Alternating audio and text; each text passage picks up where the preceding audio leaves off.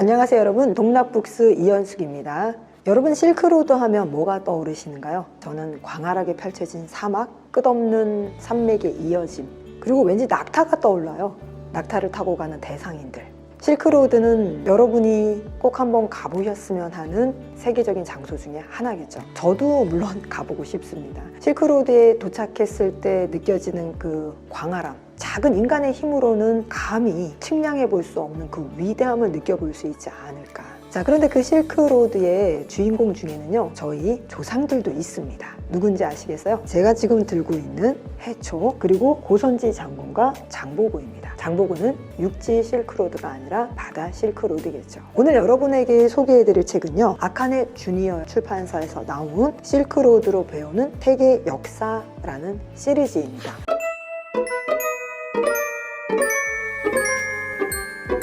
그 중에서도 한민족도 실크로드의 주역이다 라고 해서 통일신라 시대 때 실크로드를 따라서 인도로 여행을 해 왕호 천축국전을 쓴 스님 해초, 그리고 멸망한 나라 고구려의 후손 탈라스 전투의 주인공 고선지 장군, 그리고 마지막으로 당나라에서 당당하게 장군으로 승진을 하고 신라로, 통일신라죠, 돌아와서 청해진을 세우고 당과 중국과 일본 사이에서 바다를 지켰던 용맹한 장수 장보고의 이야기입니다. 이 실크로드로 배우는 세계 역사 시리즈 아카네 주니어의 책은요, 일단 중간중간에 사진 자료와 지도가 자세하게 나와 있어서 우리 아이들이 직접 가본 듯이 그 지역의 문화와 풍습, 자연 환경을 볼 수 있어서 자료가 풍부한 책이라고 좋습니다. 뿐만 아니라 노란색 바탕으로 학생들이 조금 더 알아야 될 추가 지식을 이렇게 따로 기록을 해놓고 있어서 학생들이 책을 읽으면서 지도, 사진 자료, 추가 자료까지 골고루 익힐 수 있는 좋은 책입니다. 지금 제가 들고 있는 책은 해초, 실크로드를 왕호 천축국전에 담다라는 책인데요. 학생들과 한국사 공부를 하다 보면요, 역사에 있어서 왕을 중심으로 한 정치, 경제, 그리고 문화 등 다양한 방면이 있지만 저희 한국사에서는 불교는 뺄 수가 없죠. 삼국시대부터 고려, 조선까지 계속해서 불교에 대한 문화, 사찰, 탑 여러 이야기가 나오는데 그 중에 빼놓지 않고 나오는 책과 인물이 왕호 천축국전 해초입니다. 그래서 제가 학생들에게 왕오라는 건 5개의 큰 나라야.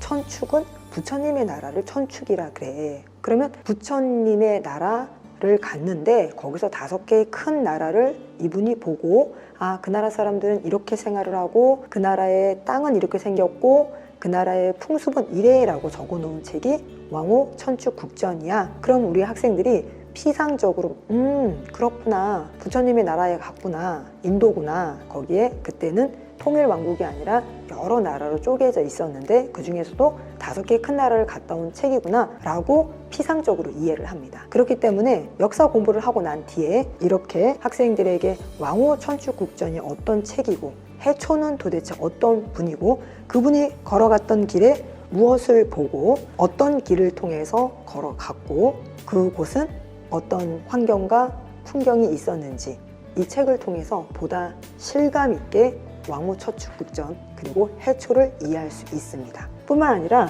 실크로드로 배우는 세계 역사에서 고선지, 실크로드에서 용맹을 떨치다 라는 파트로 고선지 장군에 대해서도 이야기 나눌 수 있습니다. 저는 개인적으로 고선지 장군 굉장히 멋지다고 생각하는데요.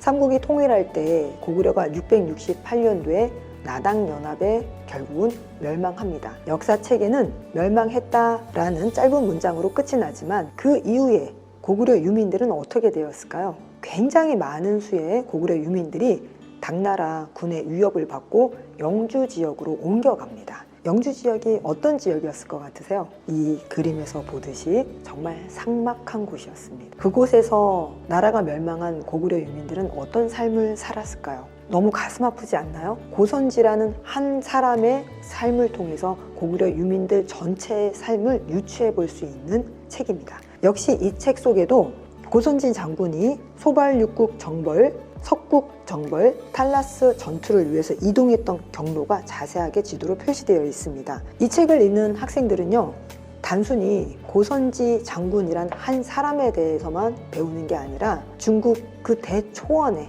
실크로드의 그 어마어마한 넓이와 사막의 크기, 위대한 산의 높이, 그리고 한 인간의 정신력이 이끌어낸 전투의 승리까지 벅차게 배울 수 있습니다. 탈라스 전투는 세계사에서 중요한 역할을 하죠. 탈라스 전투에서 이슬람이 이기게 되고 이슬람 제국은 그 전투의 포로병으로 나침반, 제지, 화약 기술 가진 사람들을 확보하게 됩니다. 그 이후에 이슬람의 문화는 상당히 발전하게 되죠.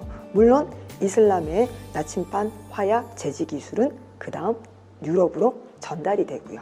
755년 고선지 장군이 억울한 죽음을 맞이할 때까지의 이야기가 펼쳐져 있습니다. 또한 아카네 주니어의 실크로드로 배우는 세계 역사에는 장보고의 이야기도 나옵니다. 고구려 멸망 이후가 고선지 이야기라면 장보고는 통일신라 하대의 이야기가 나옵니다. 통일신라는 골품제에 의해서 사회의 발전이 가로막혀 있죠. 성골과 진골 그리고 육두풍부터 오두풍까지만이 사회에서 역할을 담당할 수 있었죠. 게다가 이 골품은요, 통일신라 모든 백성들에게 주어지는 게 아니라 수도 금성에 살고 있는 백성들에게만 해당이 됩니다. 수도 금성이 아닌 기타 지역에 살고 있는 지방에 사는 통일신라의 백성들은 골품제에 속하지가 못하는 거죠. 그래서 장보고는 저 멀리 바다 건너 당나라로 가서 처음에는 상업활동을 하다 결국 군인이 되어서 실력을 인정받습니다. 그리고 다시 흥덕왕 시절 돌아와서 청해진을 설립하고 재력과 군사력으로 엄청난 힘을 키우게 됩니다.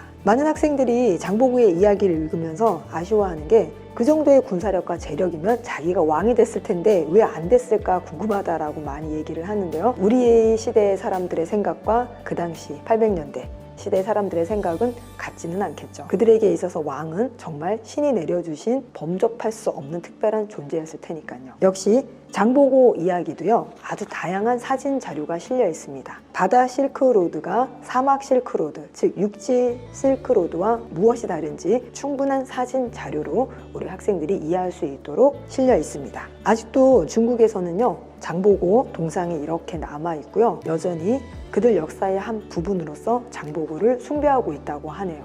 우리 학생들에게 한국사의 자부심, 그리고 실질적인 사진과 지도, 다양한 자료를 통해서 역사를 좀 더 입체감 있게 공부할 수 있는 책, 실크로드로 배우는 세계의 역사. 그 중에서도 저희 한국사와 관련된 해초, 고선지, 장보고 이야기 책입니다.